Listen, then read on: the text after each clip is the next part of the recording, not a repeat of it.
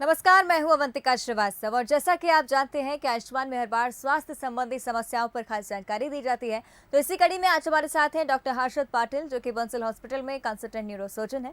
Doctor Harshad, बहुत बहुत स्वागत है आपका बंसल न्यूज पर। नमस्कार। ठीक, थैंक यू। चलिए, तो आज हम बात करेंगे ब्रेन ट्यूमर के बारे में और उसके इलाज के बारे में जानकारी लेंगे डॉक्टर हर्षद पाटिल से। साथ ही अगर आपके भी इससे जुड़े कोई सवाल हो तो लगातार हमारे नंबर टीवी स्क्रीन पर फ्लैश हो रहे हैं, आप उन पर कॉल कर सकते हैं और सीधे जवाब ले सकते हैं डॉक्टर हर्षद से। सर, हम चर्चा की शुरुआत करेंगे और सबसे पहले आपसे जानना चाहेंगे कि ब्रेन ट्यूमर क्या होता है, इसके इंसिडेंट कितने हैं?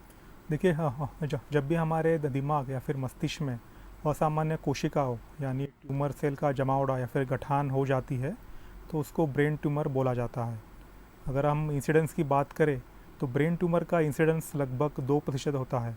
मतलब हमारे शरीर में जितने भी ट्यूमर होते हैं उसमें ब्रेन ट्यूमर का हिस्सा लगभग 2% होता है। अगर हम इंडिया की बात करें तो इंडिया में लगभग हर 1 लाख लोगों में से 5 से 10 मरीज़ ये ब्रेन ट्यूमर के होते हैं। इसलिए ब्रेन ट्यूमर के साइंस एंड सिम्टम को कभी निगलेक्ट नहीं करना है और जब भी आपको इसके लक्षण दिखाई दे इमीडिएटली किसी न्यूरोसर्जन को दिखाना चाहिए। बिल्कुल सर, अगर आम भाषा में समझने की हम कोशिश करें तो कितने प्रकार का ये हो सकता है और किस तरह का होता है, क्या प्रॉब्लम इसकी वजह से शरीर में आती है? देखिए, ब्रेन ट्यूमर के जनरली 2 टाइप के प्रकार होते हैं, तो उसके 2 क्लासिफिकेशन भी होते हैं। पहला प्रकार रहता है कि जिसमें 2 टाइप है, एक तो प्राइमरी और सेकेंडरी ट्यूमर।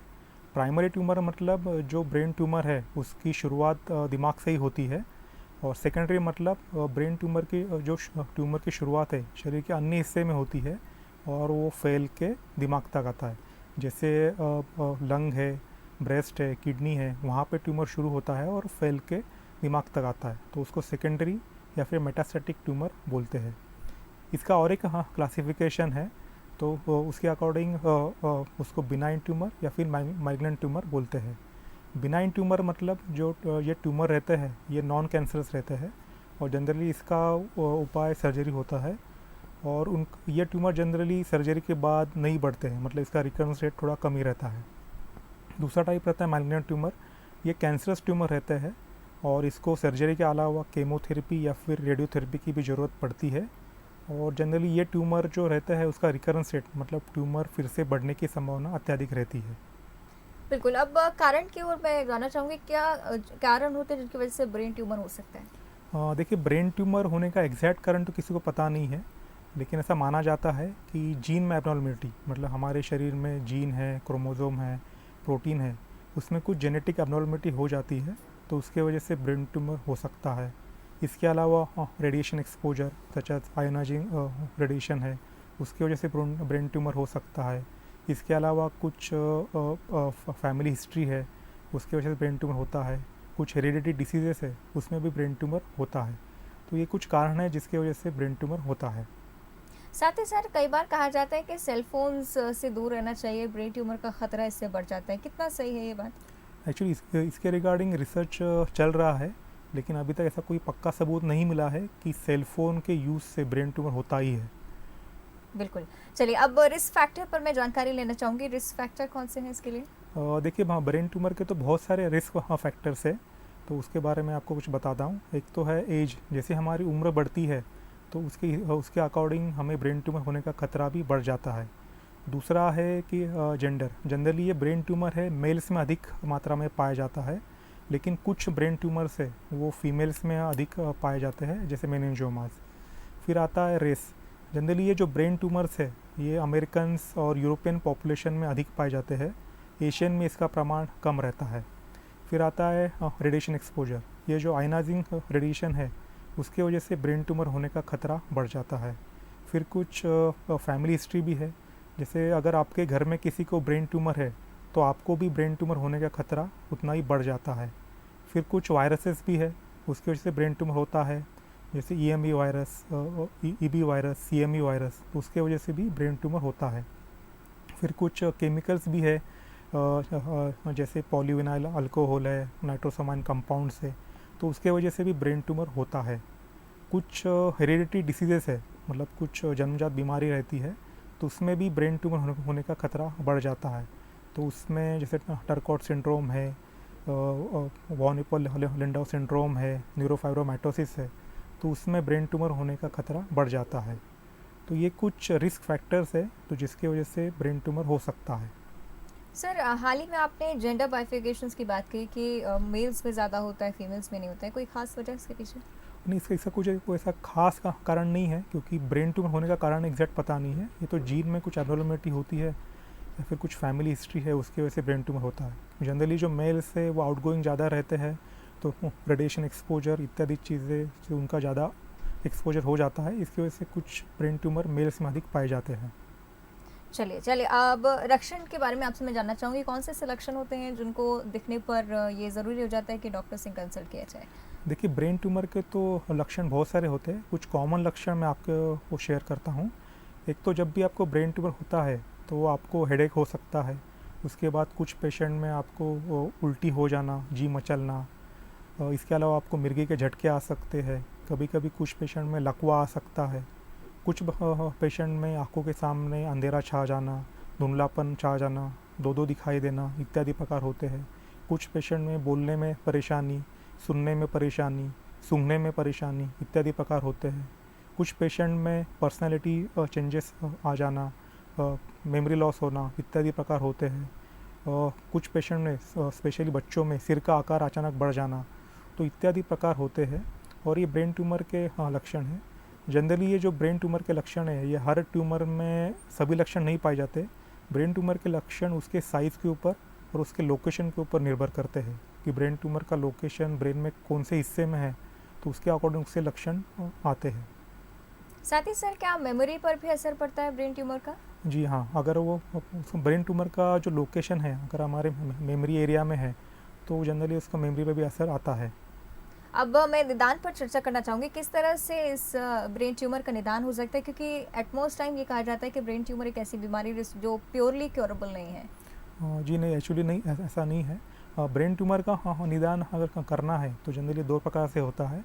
एक तो आता है क्लिनिकल एग्जामिनेशन, दूसरा है इन्वेस्टिगेशंस।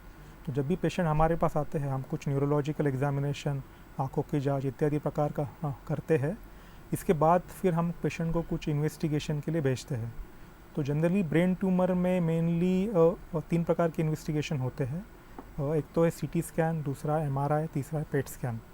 तो इन ब्रेन ट्यूमर में सबसे अच्छा इन्वेस्टिगेशन है वो है MRI ब्रेन कॉन्ट्रास्ट।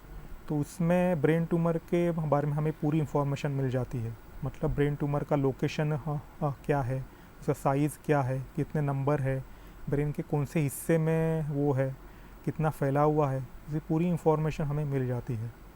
अगर वे सेकेंडरी ब्रेन ट्यूमर होता है, मतलब शरीर के अन्य कोई हिस्से में ब्रेन ट्यूमर है, वो अगर फैल के दिमाग में आया है तो हमें फिर पेट स्कैन की ज़रूरत पड़ती है। तो पेट स्कैन में वो हमें इंफॉर्मेशन मिल जाती है, मतलब ब्रेन ट्यूमर और शरीर के अन्य कोई हिस्से में है तो नहीं, तो उसकी पूरी इंफॉर्मेशन मिल जाती है। इसके अलावा और भी कुछ जांचें होती है, कुछ ब्लड की इन्वेस्टिगेशन भी होती है, जैसे हार्मोनल प्रोफाइल से, वो भी हम करते हैं। लेकिन हर पेशेंट में इसकी ज़रूरत नहीं पड़ती है। वो तो हम पेशेंट को एग्जामिन करने के बाद ही डिसाइड करते हैं कि आपको इसमें से कौन सी जांच की आवश्यकता है। बिल्कुल, यानी कि इसका इलाज संभव है। साथ ही ये भी मैं जानना चाहूँगी सर, एटमोस्ट आपने जिस तरह से कहा कि ये हर पेशेंट को हर एक इलाज स्पेसिफाई किया जाता है, क्या एज पर भी ये डिपेंड होता है कि छोटे बच्चे को अगर ब्रेन ट्यूमर होता है तो उसका इलाज किसी और तरीके से होगा, बड़े को होता है तो कुछ और तरीके का इलाज होगा? जी नहीं, ऐसा नहीं है। ब्रेन ट्यूमर का इलाज तो सेम ही होता है। वो तो आपके मतलब लक्षणों के ऊपर निर्भर करता है और ब्रेन ट्यूमर का लोकेशन, उसके साइज़, पेशेंट की कंडीशन क्या है, तो उसके ऊपर ब्रेन ट्यूमर का इलाज निर्भर होता है। चलिए एक बार फिर मैं अपने दर्शकों को रिमाइंड करवा देती हूँ कि लगातार हम ब्रेन ट्यूमर को लेकर चर्चा कर रहे हैं। अगर आपके भी इससे जुड़े कोई सवाल हैं तो आप फ़ोन कर सकते हैं स्क्रीन पे दिए गए नंबर पर और सीधे अपना सवाल पूछ सकते हैं डॉक्टर हर्षद से। ब्रेन ट्यूमर पर जिस तरह से हम चर्चा कर रहे हैं सर, स्टेजेस के बारे में मैं समझना चाहूँगी, क्या ये बीमारी स्टेजेस बाय स्टेज गंभीर होती जाती है? क्या बदलाव बॉडी में देखने को मिलता है? जी हाँ, जनरली ब्रेन ट्यूमर के 4 स्टेजेस होते हैं। जो पहला और दूसरा स्टेज रहता है तो जनरली बिनाइन, मतलब ये नॉन कैंसरस रहता है। जनरली इसका इलाज सर्जरी या फिर ऑब्जर्वेशन रहता है और ये स्टेज के ट्यूमर जनरली सर्जरी के बाद बढ़ने की संभावना बहुत ही कम रहती है। जो तीसरा और चौथा एक स्टेज रहता है तो जनरली ये जो स्टेजेस है तो ये थोड़े कैंसर्स टाइप ट्यूमर रहते हैं, तो इसको सर्जरी के अलावा कभी कभी केमोथेरेपी या फिर रेडियोथेरेपी की भी ज़रूरत पड़ती है। और ये स्टेज वाले जो ट्यूमर रहते हैं उसमें रिकरेंस रेट मतलब ट्यूमर फिर से होने की संभावना अत्यधिक रहती है, स्पेशली स्टेज 4 ट्यूमर्स में। बिल्कुल, साथ ही सर इलाज के बारे में अब मैं विस्तार से समझना चाहूँगी, किस तरह से इलाज किया जाता है ब्रेन ट्यूमर का? देखिए, ब्रेन ट्यूमर का जो इलाज है जनरली 3 प्रकार से होता है, और तो एक उसके बारे में एक-एक करके मैं आपको बताता हूँ। एक तो है सर्जरी, दूसरा है विकिरण थेरेपी यानी रेडिएशन थेरेपी, और तीसरा है केमोथेरेपी। अब हम विस्तार से बात करते हैं। जो सर्जरी है तो सर्जरी ये मेनस्टे ऑफ ट्रीटमेंट है, मतलब ब्रेन ट्यूमर का ये इम्पोर्टेंट एस्पेक्ट है और ट्रीटमेंट का। तो सर्जरी के बहुत सारे टाइप्स रहते हैं, वो आपके ब्रेन ट्यूमर के लोकेशन के ऊपर, आपके साइज़ के ऊपर निर्भर करता है कि जी। आपको कौन से सर्जरी की आवश्यकता होती है। लेकिन जो एक उसके जो मेन टाइप्स है, एक तो है कन्वेंशनल सर्जरी, तो उसमें हम सिर का हिस्सा सिर के ऊपर के हड्डी का हिस्सा निकाल के दूरबीन द्वारा वो ट्यूमर निकाल लेते हैं। आजकल कुछ मिनिमम इन्वेजिव सर्जरी मतलब छोटा चीरा लगा के भी ब्रेन ट्यूमर निकाला जाता है, जिसको कीहोल सर्जरी बोलते हैं या फिर एंडोस्कोपिक सर्जरी भी बोलते हैं। इसका और एक पार्ट है जिसको बोलते हैं बायोप्सी। जब भी आपका ब्रेन ट्यूमर है, उसका लोकेशन अगर डीप सीटेड है या फिर मल्टीपल ब्रेन ट्यूमर्स है, या फिर आपकी कंडीशन ऐसी है कि आप ऑपरेशन लायक आपकी स्थिति नहीं है, तो फिर हम ब्रेन ट्यूमर का एक छोटा सा हिस्सा निकालते हैं और जांच के लिए भेज देते हैं। तो उससे समझ में आता है कि ये ब्रेन ट्यूमर का कौन सा टाइप है, कौन से स्टेज का है, उसमें इंफॉर्मेशन मिल जाती है। जो बायोप्सी है ये ओपन भी होती है या फिर ये स्टीरोटैक्टिक बायोप्सी भी होती है। तो ये सर्जरी का पार्ट हुआ। अब दूसरा पार्ट आता है रेडिएशन यानी विकिरण थेरेपी। तो जनरली इसमें बाहर से रेडिएशन डोज दिया जाता है और ये ब्रेन ट्यूमर से या फिर ब्रेन ट्यूमर सेल से उसको नष्ट कर देते हैं। तो जो रेडिएशन है उसमें एक्सरे यूज़ करते हैं ब्रेन ट्यूमर को नष्ट करने के लिए। लेकिन इसके भी बहुत सारे प्रकार रहते हैं। एक तो रहता है कन्वेंशनल रेडियोथेरेपी, दूसरा एक मतलब जो लेकिन कन्वेंशनल जो रेडियोथेरेपी रहता है उसमें साइड इफ़ेक्ट ये रहता है कि ये आपका ब्रेन ट्यूमर के अलावा उसके जो आजू बाजू के नॉर्मल ब्रेन टिश्यू है उसको भी डैमेज कर लेता है, तो उसके साइड इफ़ेक्ट भी थोड़े ज़्यादा रहता है। आजकल कुछ नए टेक्निक्स भी निकले हैं जैसे 3D CMRT, IMRT, तो उससे जो प्रिसाइज रेडिएशन डोज है वो ट्यूमर को दिया जाता है और उससे जो आपके आजू बाजू का नॉर्मल ब्रेन टिश्यू है उसको डैमेज होने की संभावना बहुत ही कम हो जाती है। फिर आजकल एक नया रिसेंट टेक्निक निकली है जिसको बोलते हैं प्रोटॉन बीम थेरेपी, लेकिन ये अभी इंडिया में बस एक ही जगह पे अवेलेबल है और ये थोड़ी कॉस्टली भी है। फिर तीसरा पार्ट आता है केमोथेरेपी। केमोथेरेपी में हम कुछ दवाई देते हैं जो ब्रेन ट्यूमर के सेल को नष्ट कर देते हैं या फिर उसकी ग्रोथ को रोकते हैं। लेकिन केमोथेरेपी या फिर रेडियोथेरेपी की आवश्यकता कब है, ये आपके ब्रेन ट्यूमर के स्टेज के ऊपर या फिर उसके टाइप के ऊपर निर्भर करता है कि आपको रेडिएशन या फिर केमोथेरेपी की ज़रूरत है या नहीं है। आपने स्टेज का जिक्र किया सर, ये जानना चाहूँगी कि क्या ब्रेन ट्यूमर की समस्या में ऐसी कोई स्टेज आती है जब लगता है कि ये क्योरेबल नहीं है या ये डिजीज़ अब डेडली हो चुका है? जी हाँ, जब भी आपका जो ब्रेन ट्यूमर का स्टेज है अगर वो स्टेज 4 या फिर स्टेज 3 रहा तो जनरली वो थोड़ा सा अनक्योरेबल टाइप हो जाता है, क्योंकि इसका रिकरेंस रेट बहुत ज़्यादा रहता है। आप सर्जरी करो या फिर रेडियोथेरेपी भी दे दो, उसके बावजूद भी उसके बढ़ने की मतलब रिकरेंस रेट बहुत ज़्यादा रहता है और जनरली स्टेज 4 में पेशेंट की आयु थोड़ी कम ही रहती है। बिल्कुल, साथ ही आपसे ये भी जानना चाहूँगी, जिस तरह से आपने बताया अलग अलग प्रकार से इलाज किया जा सकता है, ऐसे कौन से फैक्टर्स हैं जिनके बेसिस आप ये डिसाइड करते हैं कि इनमें से कौन सा इलाज एक पेशेंट को परफेक्टली दिया जा सकता है? हाँ, जनरली ब्रेन ट्यूमर का मैंने जैसे पहले बताया कि 3 टाइप से इलाज होता है, लेकिन सर्जरी ये मेनस्टे ऑफ ट्रीटमेंट रहता है। तो जनरली पेशेंट जब भी आता है, जब भी हम उसके इन्वेस्टिगेशन करते हैं और जब भी देखा जाता है कि इसको ब्रेन ट्यूमर है, तो ब्रेन ट्यूमर का इलाज इन बातों पे निर्भर करता है कि आपकी एज क्या है, आपको कोमॉर्बिडिटीज़ कितनी है या फिर नहीं है, या फिर ट्यूमर का साइज़ क्या है, उसका लोकेशन क्या है, वो कितना फैला हुआ है, कितने नंबर है, तो उसके ऊपर ब्रेन ट्यूमर का इलाज निर्भर होता है। तो जनरली सर्जरी ये मेनस्टे ऑफ ट्रीटमेंट रहता है, मतलब कोई भी ब्रेन ट्यूमर हो तो सर्जरी उसको पहली दिया जाता है। उसके बाद फिर उसके स्टेज के ऊपर या फिर उसके ग्रेडिंग के ऊपर रेडियोथेरेपी या फिर केमोथेरेपी निर्भर करती है। लेकिन अगर पेशेंट की कंडीशन थोड़ी सी मतलब डाउन है, पेशेंट का एज ज़्यादा है, उसको बहुत सारी कोमॉर्बिडिटीज़ है, वो सर्जरी के लिए अनफिट है, तो फिर हम उसका बायोप्सी लेते हैं या फिर उसको रेडियोथेरेपी के लिए भेजते हैं। चलिए, तो आपने इलाज के बारे में बताया, मान लेते हैं कि इलाज हो चुका है। अब पेशेंट को ऐसी कौन सी चीज़ों का ध्यान रखना है कि जो ब्रेन ट्यूमर है वो दोबारा उसकी बॉडी में ना आए? देखिए ब्रेन ट्यूमर का जो है इलाज तो आपको पूरा लेना है। काफ़ी सारे लोग ऑपरेशन करते हैं, लेकिन जब उसका स्टेज 3 या स्टेज 4 आ जाता है तो काफ़ी सारी पेशेंट है वो रेडियोथेरेपी या फिर केमोथेरेपी नहीं लेते, क्योंकि उनको लगता है कि रेडियोथेरेपी या फिर केमोथेरेपी के साइड इफ़ेक्ट बहुत ज़्यादा है। जैसे केमोथेरेपी जब देते हैं तो लोगों के बाल झड़ जाते हैं, तो लोगों को लगता है कि केमोथेरेपी नहीं लेनी चाहिए।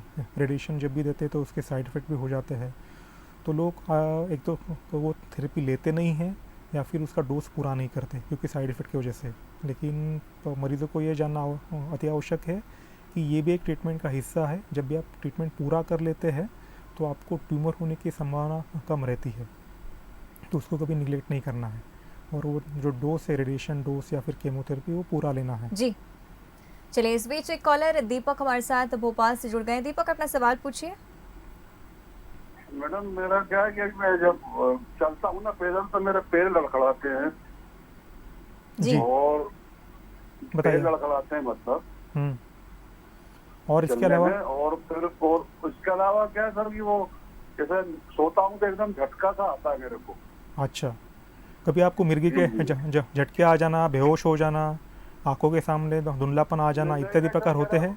नहीं, उस टाइम आज से 15 साल पहले मेरे को ये थोड़े झटके आते थे, हाँ। तो वो गोली वोली चली थी तो वो बंद हो गया, फिर गोली बंद हो गई। तो आपने कुछ 15-16 बोलिए बोलिए। जी नहीं, तो आपने कुछ जी, जांच की थी, तो कुछ फिर- सीटी स्कैन, एमआरआई स्कैन आपने कभी किया है? नहीं, उसी टाइम हुई थी सर। तो उसमें क्या निकला था उसमें? जब उसमें वो कोई दवाई दे दी थी डॉक्टर साहब ने। नहीं, मतलब उसमें कुछ गठान बिठान निकली थी ब्रेन में, स्पाइन में? नहीं ऐसा घटाने का कुछ नहीं थी सर। हाँ, तो आपको फिर डरने की आवश्यकता नहीं है। आपको ब्रेन ट्यूमर शायद नहीं है। जनरली कुछ स्पाइन में कुछ आपको एब्नॉर्मलिटी हो सकती है या फिर आपको स्लिप डिस्क हो सकता है, तो उसकी वजह से आपको ये तकलीफ़ हो रही है। तो आप इसका किसी न्यूरोसर्जन से मिल लेंगे, वो जांच कर लेंगे तो और दवाई लिख के दे देंगे तो आपको आराम पड़ जाएगा। चलिए, आशा करते हैं कि दीपक को जवाब मिल गया होगा। सर, हम आगे बढ़ेंगे चर्चा में और आपसे जानना चाहूँगी कि जिस तरह से लाइफस्टाइल लोगों के चेंज हो रहे हैं, इसको एक मेन फैक्टर माना जाता है। यूजुअली बीमारियां इसलिए अटैक करती हैं क्योंकि लाइफस्टाइल काफ़ी पुअर है। अगर लाइफस्टाइल में हम मॉडिफिकेशंस करते हैं तो किस तरह के मॉडिफिकेशंस ये होंगे और कितना सफल रह पाएंगे हम और कितना बचा पाएंगे हम लोग इस बीमारी से? जी, जनरली आजकल लाइफ से रिलेटेड डिसीज़ काफ़ी बढ़ गए हैं, तो जनरली उसके वजह से भी बाकी सारे बहुत सारे बीमारियाँ होती है, जैसे बीपी है, ब्लड प्रेशर, हाइपरटेंशन हो जाना, डायबिटीज़ हो जाना। तो अगर आप रेगुलर व्यायाम करते हैं, आपकी रेगुलर एक्सरसाइज होती है, आपका वज़न अगर आपका नियंत्रण में है, आप खाने में ज़्यादा तीखा, तला हुआ, बाहर का खाना नहीं खाते हैं, तो फिर आपको जो बीमारियां हैं होने की संभावना बहुत ही कम हो जाती है। और जो लाइफ से रिलेटेड डिसीज़ेज़ है तो उसके वजह से भी ब्रेन ट्यूमर या फिर जो और कोई बीमारियां हैं उसका होने की संभावना बहुत ही कम हो जाती है। तो लाइफस्टाइल मॉडिफिकेशन से आप बहुत सारी बीमारियों से बच सकते हैं और आपकी आगे की लाइफ आप बहुत आसानी से जी सकते हैं। साथ ही सर, नई तकनीक के जरिए क्या कोई अन्य उपचार के माध्यम फिलहाल मौजूद हैं ब्रेन ट्यूमर के लिए? जी हाँ, कुछ नई टेक्निक्स भी आई है। जैसे एक है रेडियोथेरेपी में एक रेडियो सर्जरी। तो ये कोई सर्जरी नहीं है, उसमें ये एक रेडिएशन का प्रकार है। तो उसमें single precise dose of radiation brain tumour के ऊपर दिया जाता है और वो ब्रेन ट्यूमर को नष्ट कर देते हैं। और भी कुछ एक्सपेरिमेंटल स्टडीज़ है, जैसे टारगेटेड जीन थेरेपी है, इम्यूनोथेरेपी है। टारगेटेड जीन थेरेपी मतलब क्या रहता है, इसमें ये दवाई यूज़ करते हैं। तो ये जो कुछ फैक्टर्स रहते हैं जिसकी वजह से ब्रेन ट्यूमर बढ़ता है, जैसे कुछ प्रोटीन से, रिसेप्टर से, तो उसके ऊपर ये दवाई काम करते हैं और वो ट्यूमर को बढ़ने से रोकती है। फिर दूसरी आता है इम्यूनोथेरेपी। इम्यूनोथेरेपी में हम कुछ इसमें दवाई दी जाती है, इससे हमारे शरीर की इम्यूनिटी बढ़ जाती है। और ये जो इम्यूनिटी बढ़ती है तो जो इम्यूनो सेल्स हैं हमारे शरीर के, वो ब्रेन ट्यूमर के सेल्स को अटैक करके उसको नष्ट कर देते हैं। लेकिन फ़िलहाल तो ये एक्सपेरिमेंटल स्टेज पे ही है जी। तो ये कोई अभी इसका फुल प्रूफ अभी प्रमाण नहीं मिला है। साथ ही सर, हम इस बात को लेकर कितने निश्चिंत हो सकते हैं कि अगर एक बार ब्रेन ट्यूमर का इलाज हो जाता है तो आगे जाकर कोई और ऐसी बीमारी हम अटैक नहीं करेगी या ब्रेन हमारा पूरी तरह से स्वस्थ है, ये कितना मान सकते हैं? देखिए, अगर ब्रेन ट्यूमर होता है तो अगर स्टेज 1 या फिर स्टेज 2 का ट्यूमर होता है तो उसका ट्रीटमेंट रहता है इधर ऑब्जर्वेशन या फिर सर्जरी। तो उसके बाद उसकी बढ़ने की संभावना बहुत ही कम हो जाती है। तो अगर आपको बिनाइन ट्यूमर है तो फिर आपकी लाइफस्टाइल बहुत इजी हो जाती है। जी। लेकिन अगर वो ट्यूमर मैग्लेंड निकला, मतलब स्टेज 3 स्टेज 4 का निकला, तो आपको वो ट्यूमर रिकरेंस, मतलब ट्यूमर फिर से बढ़ने की संभावना अत्यधिक रहती है। स्पेशली स्टेज 4 वाले ट्यूमर हैं। और जो स्टेज 4 वाले ट्यूमर है उसमें पेशेंट की लाइफ थोड़ी सी कम ही रहती है। जी। आप कितना भी प्रयास करें, मतलब सर्जरी हो जाए, रेडियोथेरेपी हो जाए, लेकिन अगर वो रिकरेंस बार बार हो रहा है तो पेशेंट की कोमॉर्बिडिटीज़ भी बढ़ जाती है और उसका लाइफ भी थोड़ा कम ही रहता है। चलिए, इस बीच एक कॉलर योगेश हमारे साथ छिंदवाड़ा से बने हुए। योगेश, अपना सवाल पूछिए डॉक्टर हर्षद से। हाँ डॉक्टर साहब नमस्ते। नमस्ते, बताइए योगेश जी। सर मैं छिंदवाड़ा से बात कर रहा हूँ सर। हाँ बताइए। सर एक्चुअली में मेरे साथ 3-4 साल पहले घटना घटी थी, एक्सीडेंट हुआ था जी। तो सर मेरे सर में चोट लगी थी। हाँ। उस टाइम मैं कोमा में भी था। हाँ। तो उसके बाद मैं रिकवर ठीक तो हो गया। हाँ। लेकिन अभी प्रॉब्लम बनी हुई है कि कभी कभी मुझे मतलब अचानक से दौरे से पड़ते हैं। अच्छा, मिर्गे के दौरे आप बोल रहे हैं? मिर्गे के झटके दौरे बोल रहे पड़ते हैं? हैं और जी सर। मिर्गी के दौरे आप बोल रहे हैं? मिर्गी के नहीं झटके? सर, हाँ मिर्गी की तरह ही है। अच्छा। कभी कभार 4-5 महीने में एक दो बार पड़ जाते हैं। वो अचानक से यानी माइंड बिल्कुल डिस्टर्ब हो जाता है, बिल्कुल बहुत तेज सी आवाज आती है कानों में और उसमें गिर जाता हूँ। अच्छा, तो हाँ, ये मिर्गी के झटके हो सकते हैं, क्योंकि जब भी एक्सीडेंट होता है तो दिमाग में चोट लग जाती है। तो कभी कभी ये चोट का असर है, दिमाग का कोई हिस्सा डैमेज हो जाता है, तो उसके वजह से मिर्गी के झटके आ सकते हैं। तो आपको एक बार जांच करवाने की आवश्यकता है, जैसे सीटी या फिर एमआरआई। तो मेनली एमआरआई, तो उसमें पूरी इन्फॉर्मेशन मिल जाएगी, ब्रेन का कोई हिस्सा डैमेज है या नहीं है, या फिर और कोई बीमारी तो नहीं है, तो उसमें दिख जाएगा। तो फिर इसके अकॉर्डिंग अगर हम दवाई दे देंगे तो आपको आराम मिल जाएगा। तो मेरे ख्याल से आपको किसी न्यूरोसर्जन से कंसल्ट करना चाहिए।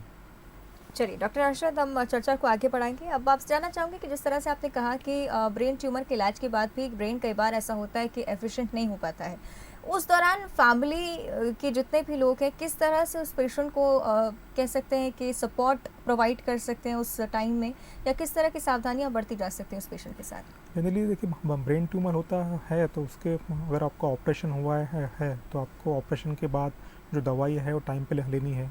फिर उसके बाद अगर ब्रेन ट्यूमर का स्टेज 3 या फिर स्टेज 4 ट्यूमर निकलता है तो फिर आपको ऑपरेशन के बाद कीमोथेरेपी या फिर रेडियोथेरेपी की भी आवश्यकता होती है। तो अगर आप उसकी आवश्यकता है तो आपको वो लेनी है।